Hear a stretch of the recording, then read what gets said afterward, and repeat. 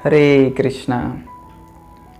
जाति पाति, ऊंचता नीचता, छुआछूत, इन सब का विरोध करते हुए भारत भर, स्पेशली महाराष्ट्र में जिन्होंने भक्ति का प्रचार प्रसार किया, उनमें से एक थे चोखा मेळा।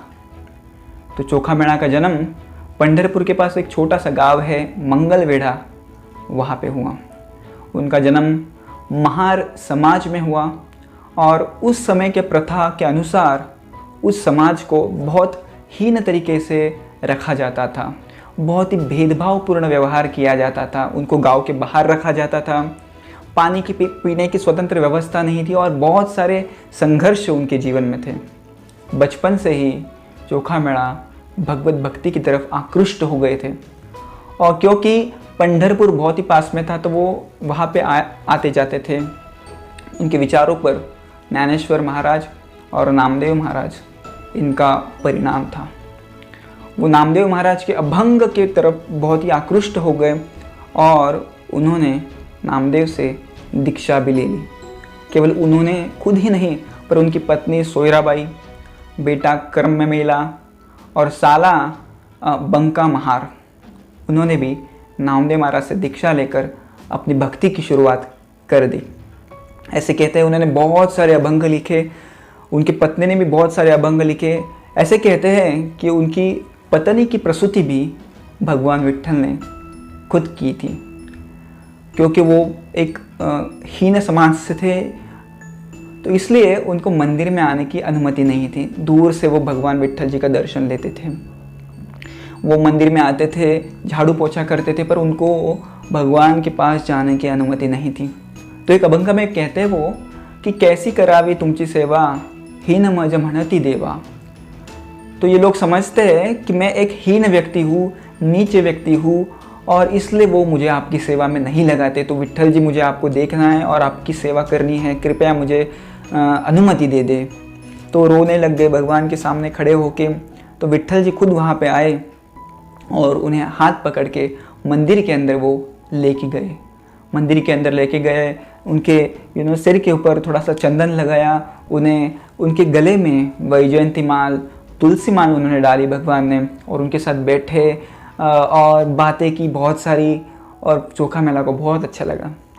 जब चोखा मेला वहाँ से निकल रहे थे तो एक पुजारी ने उन्हें देखा और डांटना शुरू कर दिया। पुजारी ने ये भी देखा कि चोखा मेला के गले में भगवान की वैजयंती माल है, तो उन्होंने बाकी सब पुजारियों को बुलाया और चोखा मेला को बहुत मारा पीटा, पर चोखा मेला ने भगवान का आश्रय लेना छोड़ा नहीं।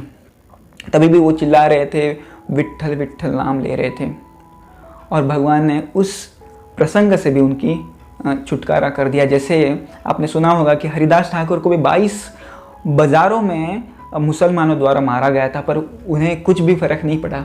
इसी प्रकार से चोखा मेला का भी संरक्षण भगवान ने कर दिया। एक बार की बात है, विट्ठल ने उनसे कहा कि चोखा मेला आप क्यों इतना परेशान होते हो मेरे दर्शन के लिए? एक काम करिए, आज मेरे लिए भोजन बनाइए, मैं खुद आपके घर पे आता हूँ।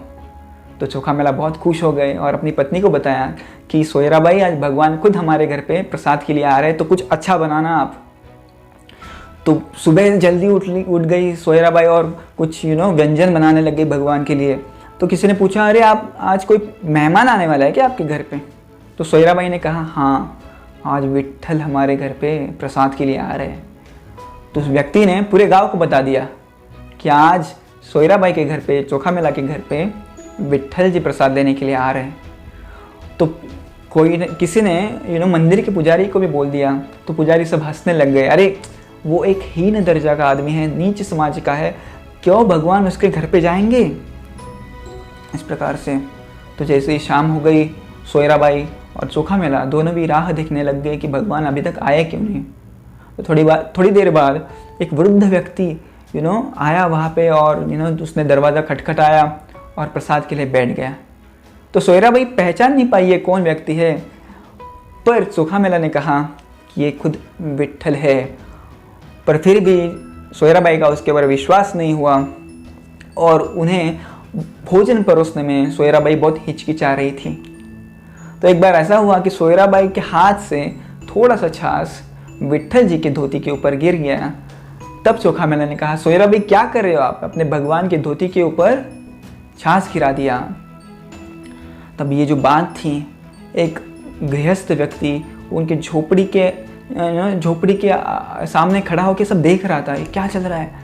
इसने तो बोला था विट्ठल आने वाले, तो ये तो विट्ठल नहीं है, पर ये कह रहा है कि बैठे हुए व्यक्ति विट्ठल है, ऐसे कैसे हो सकता है। मैं अभी जाके वो पुजारियों को बता के आता हूँ। तो भागा, दौड़ा पंढरपुर जाके पुजारियों को बोला कि भगवान विट्ठल खाना खाने गए हैं चोखा मेला के घर पे। पुजारियों ने कहा, ऐसा कुछ नहीं, भगवान खुद यहाँ पे है, अभी लेट रहे, थोड़ी देर बाद उनका फिर से श्रृंगार किया जाएगा, आप यहाँ पे रुकिए।